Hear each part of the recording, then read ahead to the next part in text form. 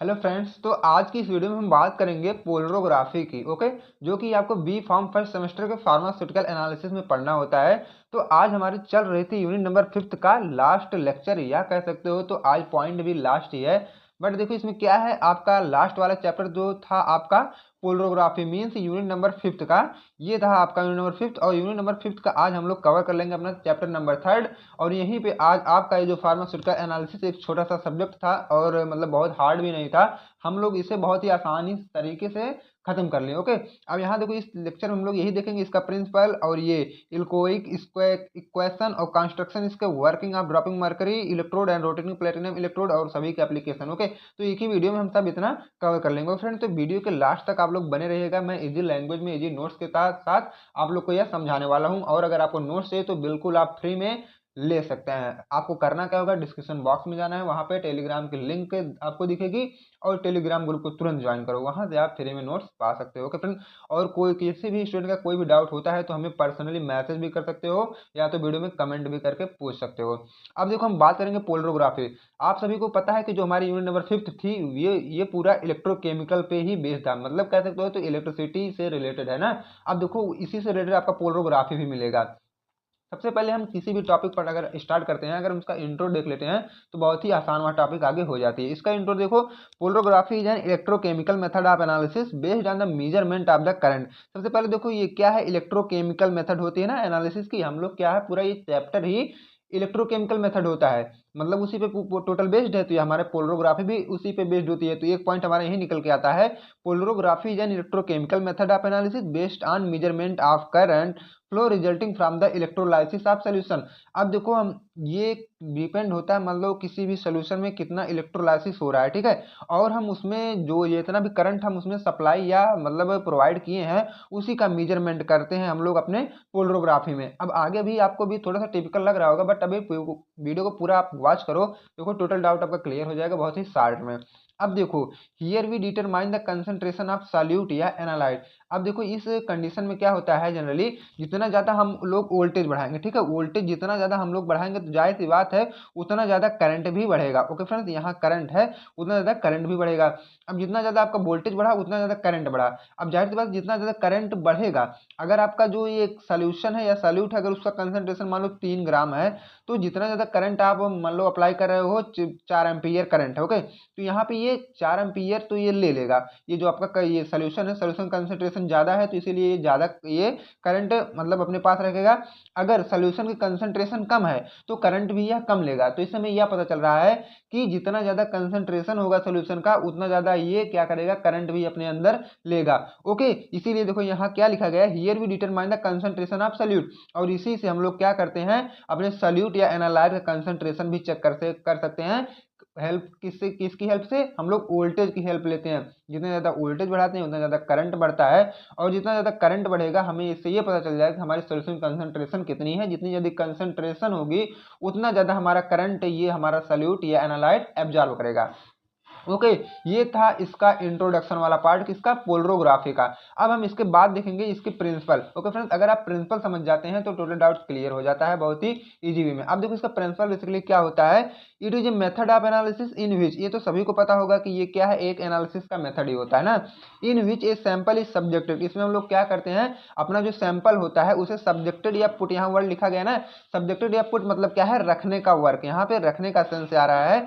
It is a method of analysis in which sample is subjected या तो put to electrolysis using a special electrode. अब देखो हम लोग क्या है, किसी एक स्पेशल इलेक्ट्रोड में अपना सैंपल को रखेंगे, किसके लिए, इलेक्ट्रोलाइसिस करवाने के लिए। उसके बाद and range of applied voltage. अब हम लोग क्या करेंगे, ऊपर पहले आप लोगों को मैं यही बता दिया कि हमने उसमें क्या है, इलेक्ट्रिक का हेल्प लेना है, तो वहां हम लोग अपने सैंपल को स्पेशल इलेक्ट्रोड में रख कर और वहां पे कुछ वोल्टेज अप्लाई करेंगे। उसके बाद क्या होता है, a plot of current against voltage showing step corresponding to a particular chemical species are proportional to the their concentration। अब देखो proportional to their concentration, जितना ज्यादा आप कंसंट्रेशन रहेगा हमारे सॉल्यूट या एनालाइट का उतना ज्यादा क्या है, वोल्टेज का भी होगा, ठीक है, जितना ज्यादा वोल्टेज रहेगा उतना ज्यादा कंसंट्रेशन भी रहेगा, ठीक है। टोटल बात यहाँ से निकल के यही आती है।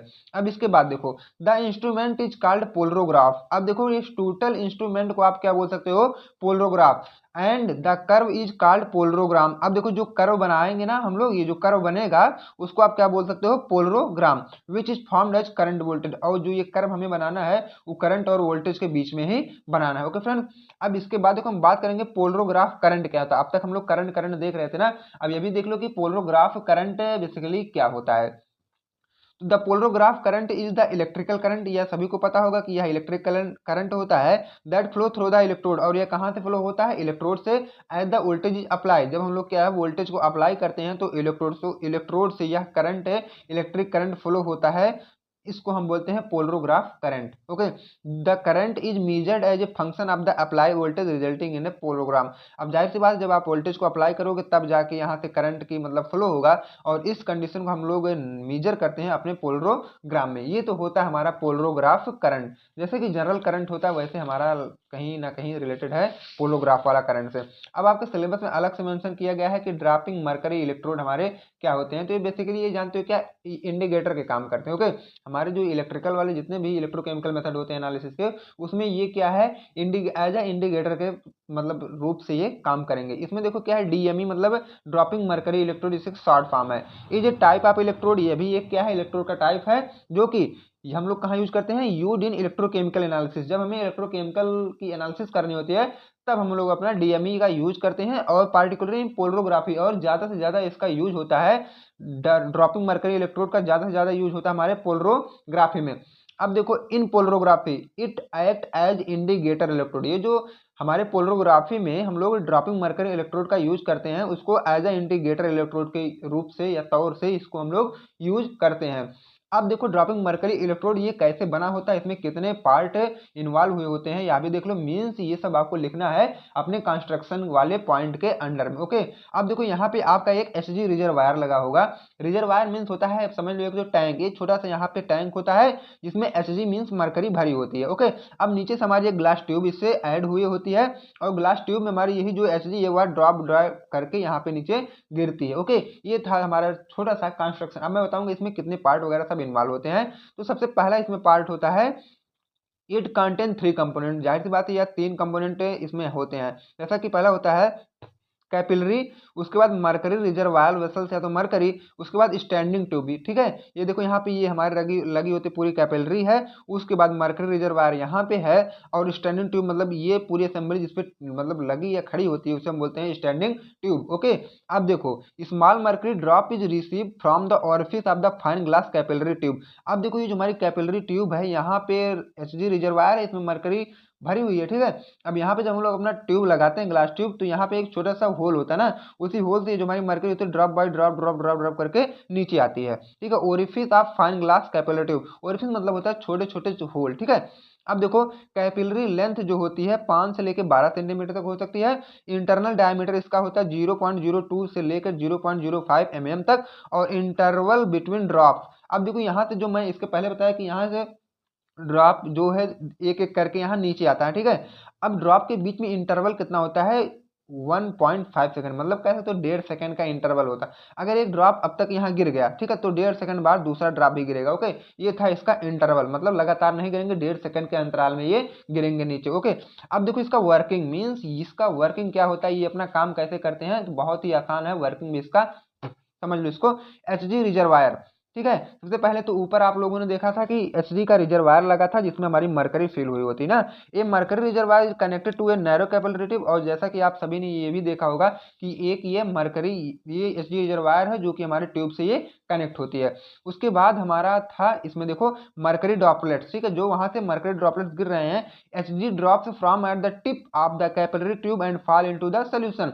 अब यहाँ से देखो निकलते थे और हमारे धीरे धीरे धीरे धीरे नीचे आते थे। दूसरा प्रोसेस हो गया, और उसके बाद तीसरा इलेक्ट्रिकल कनेक्शन भी हमें जरूरी हो जाता है, क्योंकि हम लोग इलेक्ट्रोकेमिकल पढ़ रहे हैं ना, तो इलेक्ट्रिक कनेक्शन भी करना जरूरी हो जाता है। The mercury droplets are electrically connected to a potentiostat. ठीक है, पोटेंशियोस्टेट। ठीक है, ये बेसिकली क्या होता है, जो भी मरकरी ड्रॉपलेट गिर रही हैं उसको हम लोग क्या है पोटेंशियोस्टेट से कनेक्ट कर देते हैं, ताकि उसमें क्या है करंट का फ्लो हो सके।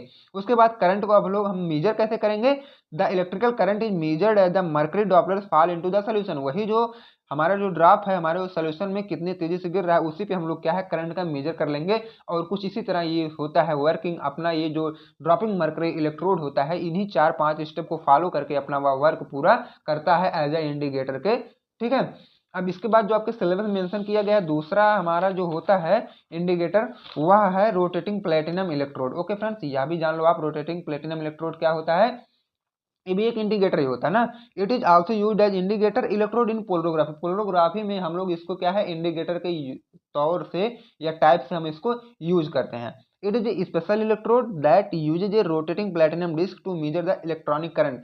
ये देखो एक स्पेशल तरह का इलेक्ट्रोड होता है जो कि ये प्लेटिनम डिस्क उसमें लगी होती है ना, जब वो रोटेट होता है तब जाके इलेक्ट्रिक करंट का ये मेजर करता है।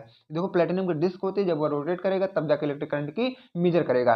It is used in case of high positive potential where DME can not be used. अब देखो यह वहां यूज किया जाता है हाई पॉजिटिव पोटेंशियल में यूज किया जाता है जहां पे हमारा DME means dropping mercury electrode नहीं यूज कर सकते हम लोग, वहां पे हमारा यूज होता है rotating platinum electrode. Okay friends, अब जैसे इसके पहले वाला आप कंस्ट्रक्शन देखे थे या भी उसी तरह एक कंस्ट्रक्शन आप यहाँ देख लो।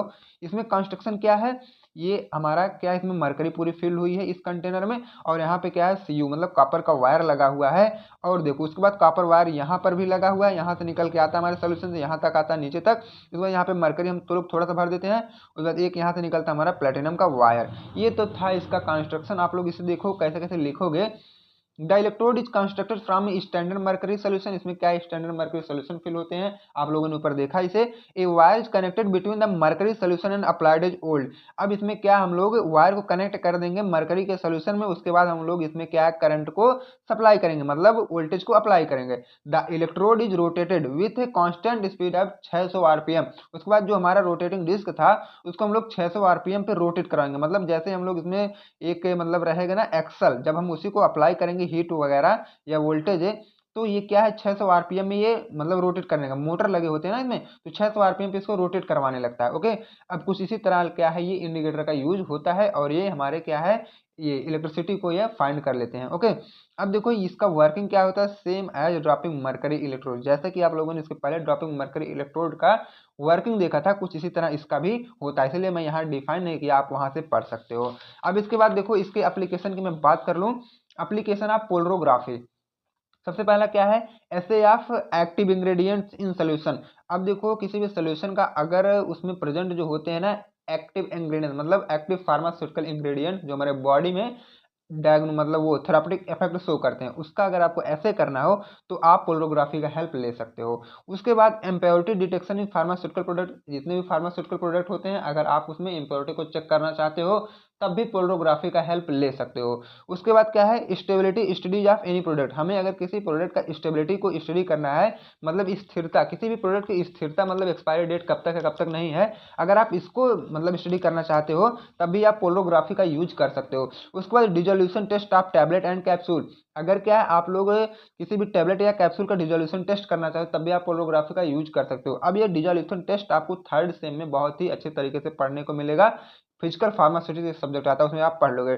डिजोल्यूशन टेस्ट मतलब यही होता है किसी भी टैबलेट वह कितने देर में कितने समय में वह ब्रेक डाउन हो रही है। ओके, उसके बाद फार्माकोकाइनेटिक स्टडी ऑफ मेडिसिन, हमारे मेडिसिन का फार्माकोकाइनेटिक स्टडी मतलब एब्जॉर्प्शन, उसके बाद डिस्ट्रीब्यूशन एक्सक्रिएशन, उसके बाद क्या है ये सब मतलब एडीएमई जितने भी आते हैं ना उसका क्या है स्टडी करना होता है मेडिसिन का।